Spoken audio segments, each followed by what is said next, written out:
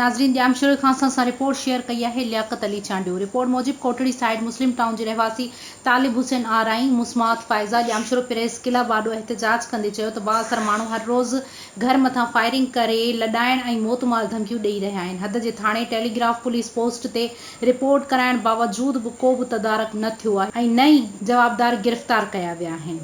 انهن الزام هڻندي چيو ته بااثر سعيد حيدر ۽ مير ابڙو जेके हर रोज़ मोतमार धमकियूं ॾेई लॾाइण जी कोशिश करे रहिया आहिनि असांजो घर पैसनि ते वरितल आहे। बाअसर माण्हुनि जीअण जंजाल बणाए छॾियो आहे।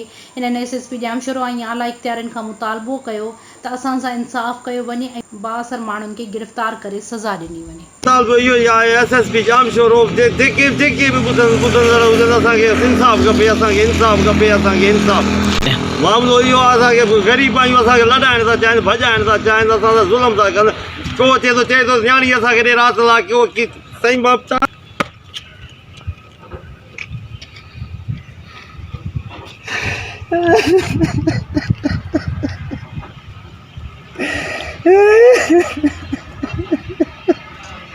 भाई खुदा जे नाले मूंखे इंसाफ़ ॾियारो, साईं खुदा जे नाले मूंखे इंसाफ़ ॾियारो।